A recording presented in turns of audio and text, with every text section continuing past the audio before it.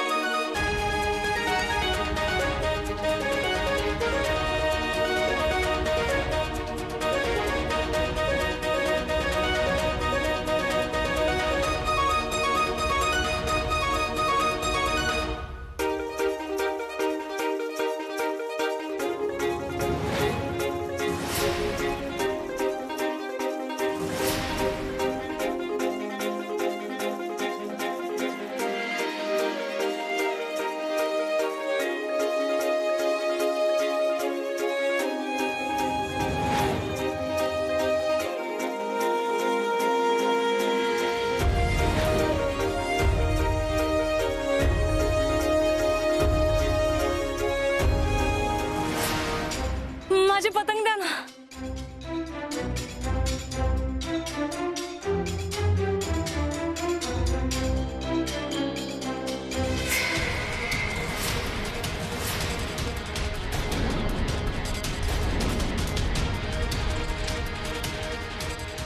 या अशा हवेत उडणाऱ्या कित्येक पतंगा या कांचन सूर्यवंशीनं कापून हवेतनं जमिनीवर आणल्यात। तुझा बाप आणि तू आजकाल लयच हवेत जायला लागलाय ग।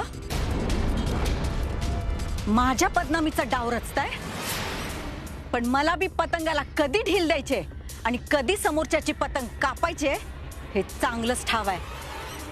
त्यामुळे सांग तुझ्या बापाला, त्याला म्हणा लय हवेत उडू नकोस, नाहीतर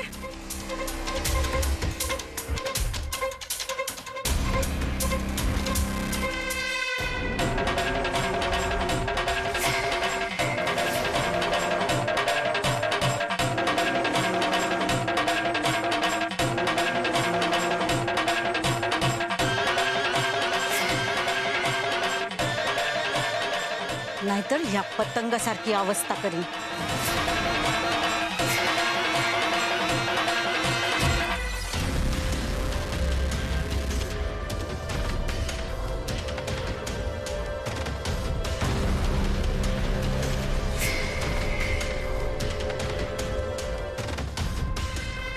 अहो येणार येणार 100% येणार। थोरात साहेब, अहो तुम्ही आमच्या भागात फॅक्टरी टाकताय, इथल्या लोकांना रोजगार मिळतोय, पुढं मागं तुम्ही आमच्यासाठी पार्टीला फंड बी देणार आहे, मग तुमच्या पार्टीला नाही म्हणून कसं चालेल? नक्की येतो आम्ही संध्याकाळी। हो हो हो। थोरातांचा फोन होता ना, आम्ही पण येतो पार्टीला, एवढंच आमच्या ओळखी होते। पियू काय हे, आणि कुठे गेला होता तुम्ही? हा फाटका पतंग घेऊन कुठे चाललाय? डॅडी, आज मी पहिल्यांदा पतंग उडवली आणि समोरच्याची पतंग गुलबी केली। मग त्याचीच आठवण म्हणून ही पतंग। पियू, तुम्ही खरंच आमच्या कन्या शोभता। अहो समोरच्याच्या पतंग गुल करणं हे आपल्या रक्तातच आहे। जिथं जाईल तिथं आपला पतंग असा वर वर गेला पाहिजे। पियू, राजकारणातल्या भावी नेतृत्वाला असं चिरकुट प्रकार शोभत नाही, आणि तू काय लहान नाही पतंग उडवायला। अरे हो दादा, मान्य आहे, पण आपल्याला ज्या गोष्टीतून आनंद मिळतो त्या करायला काय हरकत आहे? राजकारणात स्वतःच्या आनंदापेक्षा लोकांच्या आनंदाचा कायम विचार करायचा असतो, आणि आपला नेता कामधंद सोडून अशी पतंग उडत बसला ना, आणि गोष्ट लोकांनी कळली ना, ही मतं कशी देताल आपल्याला? आणि त्यात विरोधक कुठल्याही गोष्टीचं राजकारण करते, लगेच हे मुद्दा उचलून धरतील, याचं नीट भान ठेव। मग मी काय माझ्या मनासारखं जगायचंच नाही का? याचा विचार राजकीय घराण्यात जन्माला यायच्या आधी करायला पाहिजे होता। अरे पण दादा, पियू, जगदीशराव म्हणतायत ते खरंय। डॅडी, हे बघ, आपल्यासारख्या राजकीय घरातल्या लोकांना कधीच मनासारखं जगता येत नाही, कारण लोकांनी आपल्याबद्दल त्यांच्या मनात एक प्रतिमा निर्माण केलेली असते, आणि त्याला तडा जाऊ न देणं याचं भान आपण ठेवलं पाहिजे। एरवी ही सगळी लोक गटारात लोळतील, उकिरड्यावर पडतील, पण आपल्या नेत्याच्या पांढऱ्या शर्टावरचा छोटासा डाग सुद्धा यांना सहन होत नाही. नाही पटत आम्हालाही हे, पण करावं लागतं. हे राजकारण आहे, राजकारणासारखं वागावं लागतं. ठीक आहे डॅडी, तुम्ही म्हणतात तसंच करते मी स्वतःला 4 भिंतीत बंदच करून घेते ना. मग यो, असं नाराज होऊ नका. तुम्हाला मनासारखं जगायचंय, तुम्हाला मजाच करायची आहे ना, मग आम्ही आहे की. हे बघा, पुण्याचे प्रसिद्ध उद्योगपती संग्राम थोरात इथे येणार आहेत. ते आपल्या भागात एक मोठी फॅक्टरी टाकतात आणि त्या निमित्तानेच त्यांनी आज इथं एक मोठ्या पार्टीचं आयोजन केलंय. तेव्हा तुम्ही त्या पार्टीत या, तुम्ही एन्जॉय करा. या भागातले सगळे राजकीय दिग्गज मंडळी येणार आहेत. अहो, तुमच्या ओळखी पण होतील अशाने. नाही डॅडी, नको. तुम्ही त्यापेक्षा जगू दादालाच घेऊन जा ना. असं बी त्याला राजकीय लोकांसोबत मिसळायला जास्त आवडतं, मला नाही. त्यांच्या अशा मिसळण्याने आमचं हसू होतं, त्याचं काय? तुम्ही आज आमच्या सोबत येत आहे, बाकी कोणीही नाही. तयारी करून ठेवा.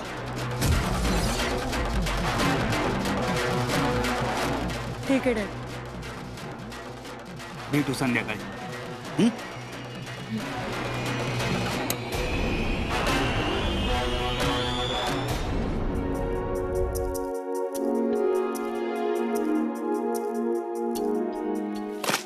हिरू, काय रही आता जीवतोय सोय? अरे पाक 4 वाजायला आले ती. हा, तुला काय येळ काळ हाय का नाही? अगं आई, आज काय ध्यानातच नाही आलं बुकेचं. पतंग उडीत बसलो होतो मी. काय? अरे आता काय लहान आहेस पतंग उडवायला? हे बघ, तुझं अजिबात खाण्यापिण्यावर ध्यान नाही बघ. जरा आरशात बघ किती वाळलायस ती. आहे मी कितीतरी जाड झालो ना, तर तू तेच म्हणशील, किती वाळलायस, किती वाळलायस. अरे मग चांगला दिसतोय असं म्हणून माझीच नजर लावूय माझ्या लेकराला. बस जरा धर पाणी पी. नग, मी तुला भाकरी आणते. हा, ए विरू, कुठे गेला होतास? ते जनावरांचं खाद्य आणलंय, ते लावून घेतलंस का? नाही काकी, एवढं जेवण झालं की लगेच करतो. तुला जसं गिळायचं कळतं ना, तसं जनावरांनी पण खायचं असते, हे ध्यानात आहे ना? वा, दुसरी कामं सोडून हाताळायचं बरं सुचतं तुला. जा, काम कधी करणार आहेस? आधी काम, नंतर जेवण. निघ. अगं कांच्या, पोराला 2 घास खाऊ दे की ग. खायच्या वेळेला का लढायला गेला होता का? आणि ही येळ आहे का जेवायची? चवडीनं काम करायला ही काय धर्मशाळा नाही. आय, ठीक आहे ताट. अगं पोट भरलंय माझं, आणि आज तशी मला काय लय भूक नव्हतीच. आहे अगं, पोट भरलंय माझं, आणि जरी मला भूक लागली ना तरी नंतर खाईन मी. चला ये तुम्ही. नाही, घरातली कामं तर करच, पण बाहेरच्या कामांकडे ध्यान दे. उद्या सकाळ पतोर त्या पत्रकारांची ड्युटी थांबली पाहिजे. माझ्या विरोधात एक आपण पत्रकात काय नाही आलं पाहिजे छापून. आणि घोटाळ्याचं प्रकरण हितच थांबलं पाहिजे, नाही तर घाणाच फिरवीन बघ. जी काकी. आले मोठे. हिरू, एवढी कोरभरच भाकर राहिली, तेवढी खार. अगं आई नको, खरंच मला भूक नाही, पोट भरलंय माझं. हा, येतो.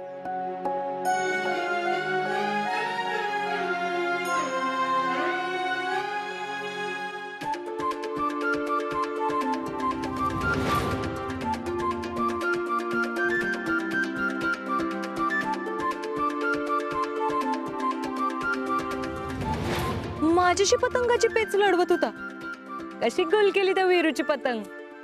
नंतर स्वतः बी कुठेतरी गुल झाला. अरे हो, तो भेटलाच नाही नंतर मला तिथनं जाताना. पतंग गुल झाली म्हणून माझ्या पुढेला घाबरला का काय? हो, थांब, त्यालाच विचारते.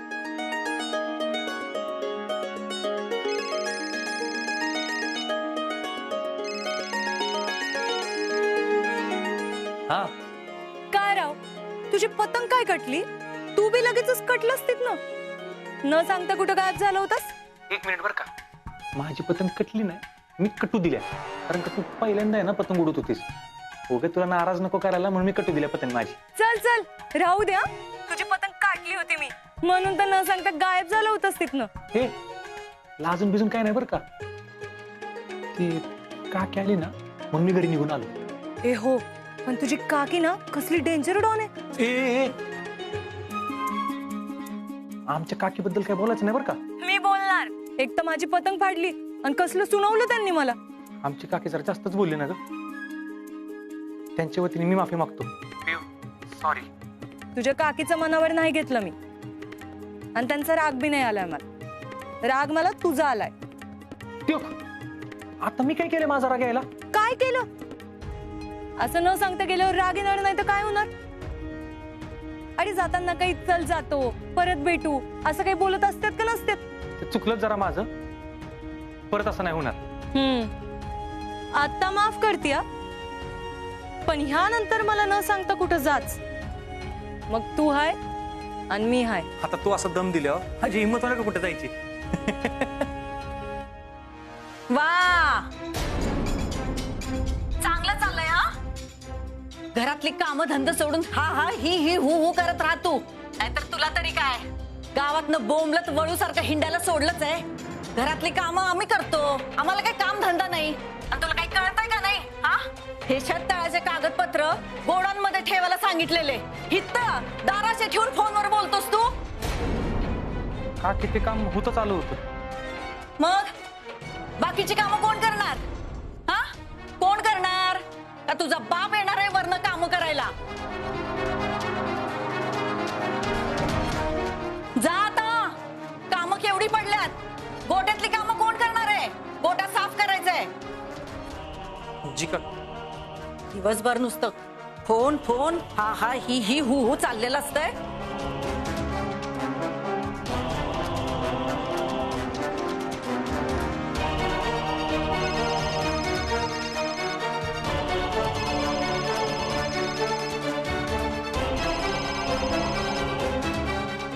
हा पिऊ.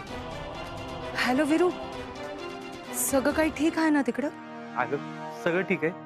ऐक की, मी जरा कामात आहे, तुला करू का नंतर फोन? बर.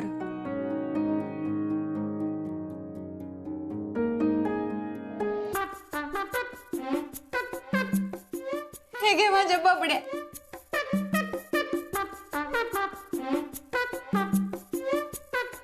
तू पण घे माझी बबडी.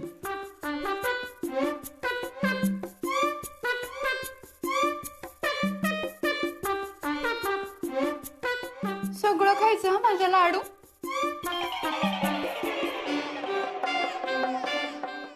तू पण सगळं खायचं हा माझी बुंदी.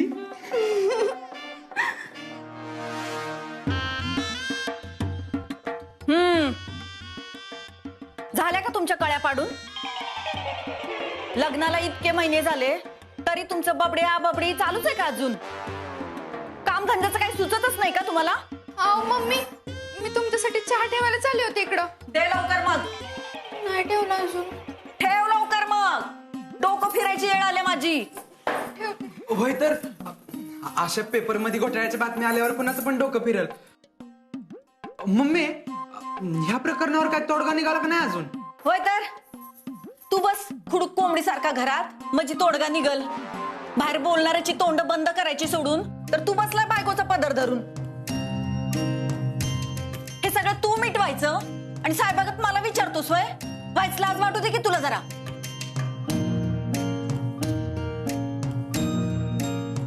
अगं मम्मी, त्या थोरातांचा फोन आला होता. संध्याकाळी कार्यक्रमाला बोलवलंय, आपण जाऊया की तिकडं.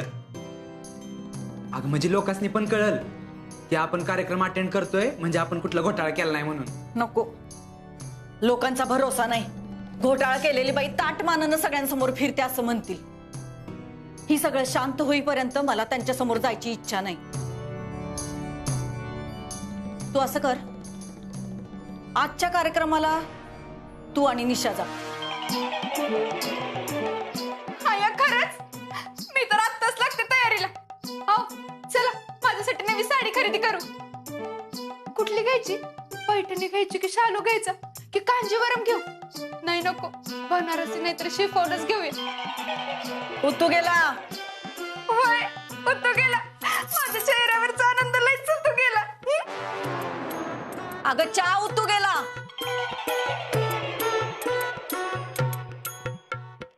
हे असं सगळं नटण्या बिटण्याचं बोलण्यापेक्षा वाईच काम धंद्याकडे जरा लक्ष देत जा.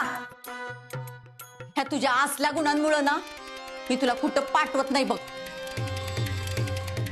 आज कार्यक्रमात तरी सुधीन राहा. मम्मी तू नको काय काळजी करू, आम्ही दोघं घेतो सांभाळून. हा, आणि कार्यक्रमाला जाताना वीरूला घेऊन जा. ड्रायव्हिंग चांगलं करतोय तो. होय मम्मी.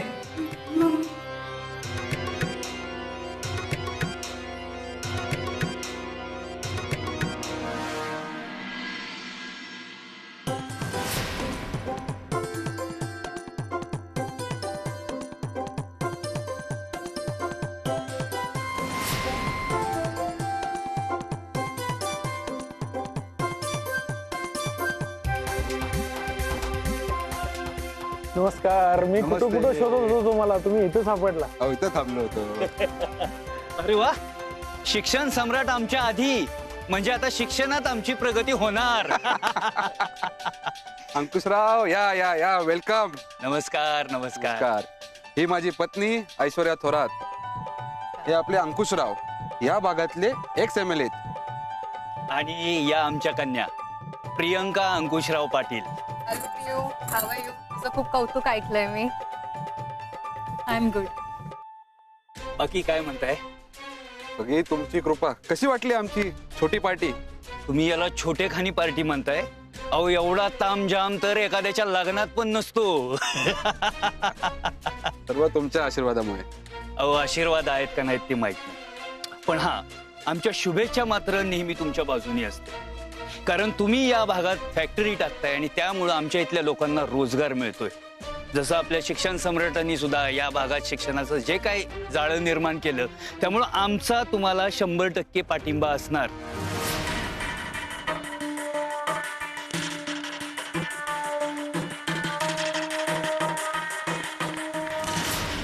धन्यवाद. एवढं बोललात पुष्कळ झालं. आणि यानंतर आमच्या पुढच्या वारसदार आमच्या पियू असतील. हो पिऊ, तू किती छान काम करतीस. म्हणजे तू एवढे कष्ट घेते महिलांसाठी. मला वाटतं तू पुढे जाऊन राजकारणात उतरली पाहिजे. नक्की नक्की उतरणार ती राजकारणात.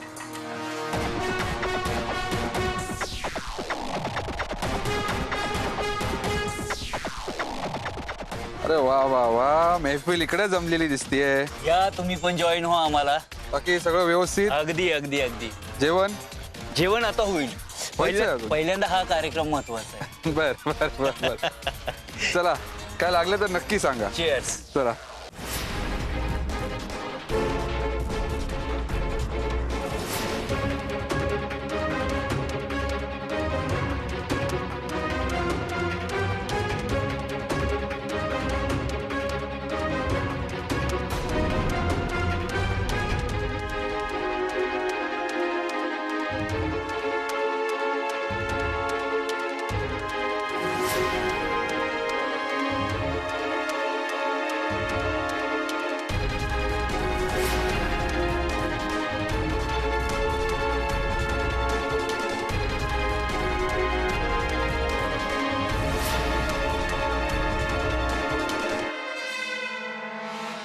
अरे इकडे कुठं, ड्रायव्हर लोकांची बाहेर सोय केलेली आहे.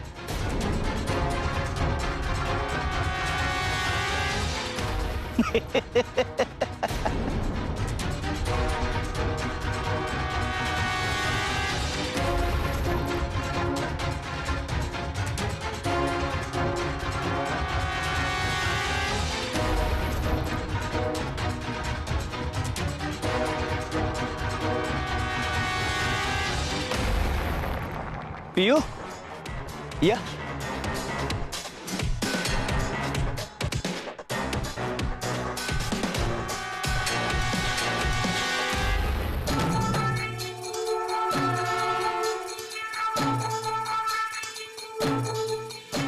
नमस्कार. नमस्कार.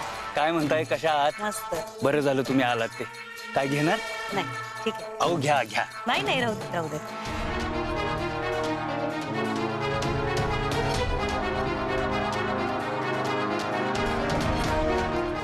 मगाशी जो दिसला तो वीरूच होता का मला भास झाला त्याचा?